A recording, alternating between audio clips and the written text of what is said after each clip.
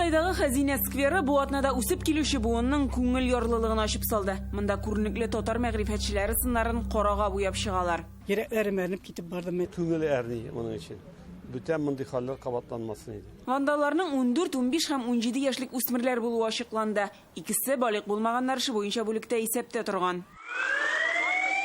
Әле узган айда 9-11 яшьлек 3 кыз һәм 1 малай Зәйдә солдат һәйкәлен яндырды. Ул чакта сынны ясаучы һәм заказчыларга ачылган җинаять эше шаукымында балаларның шундый гамәл кылуы икенче планга калса да, бу хәл уйландырды. Чөнки алар бездә генә түгел. Оренбургта Юрий Гагарин һәйкәленең гранит плитәләрен яшүсмерләр чүкиш белән вата. Парктагы скамьяны җимерәме, һәйкәлне бозамы, бу очракта яшүсмернең нәрсәгә зыян салуын аерып карау дөрес тә түгел.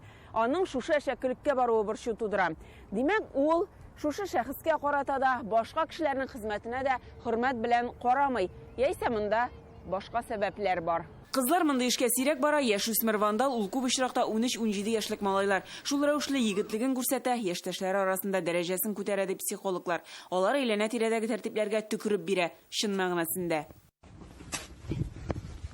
Үзен күрсәтү булдырала. Бәлки аның иптәшләре арасында ул үзен түбән бәяләгән булгандыр.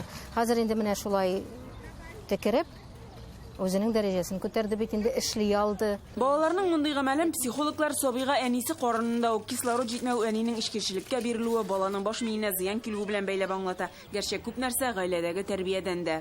Гаиләдә ике әти-әнидә исән, ләкин гаиләдә иминлек юк дибез инде без анда.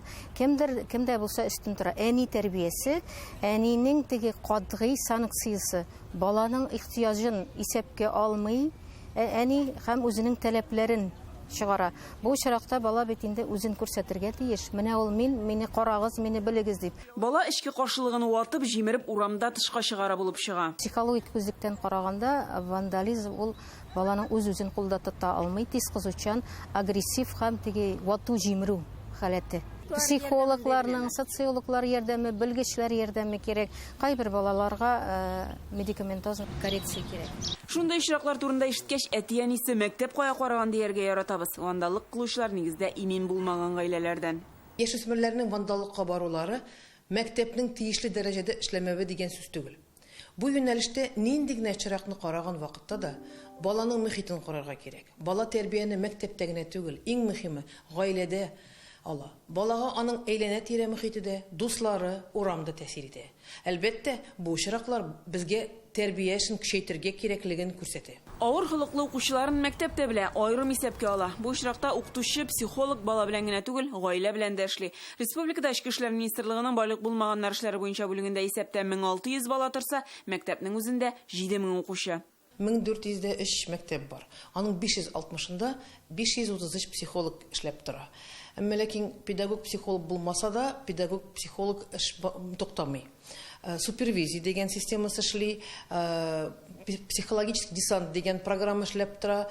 Кирәк вакытта, кирәк булса, специалистларны чакыралар һәм шулар белән бергә эш башлыйлар. Вандализмга карата җәзалар бүген дә каралган. Аларны куллана белергә кирәк. Мәсьәләнең төбенә төшенә башласаң, бер яклыгына түгеллеген аңлыйсың. Без кызганычка каршы, күп очракта әйбәт, яхшы, әйбәт укый торган, талантлы балалар белән эшләргә өйрәнеп киттек дип әйтәсем килә. Ә менә авыр балалар, алар белән эшли торган тиешле оешмалар яки учреждениелар булдыру юнәлешендә минемчә җитәрлек эшләбибез. Хәтта бала да бу очракта үзенең нәрсә эшләгәнен аңламыйча эшләргә мөмкин, белмичә. Аны теге җәзага тарту белән генә без мәсьәләне хәл итә алмыйбыз. Аклап та, гаепләп тә булмый. Вандаллыкка баручыларның берсенә җәза, икенчесенә нас, өченчесенә дәва кирәк. Мәсьәләнең бер генә чишелеше юк. Шуның белән катлаулы да ул. Гөлназ Сайфетдинова, Алмаз Зиятдинов, Вадим Илларионов, Яңа Гасыр каналы.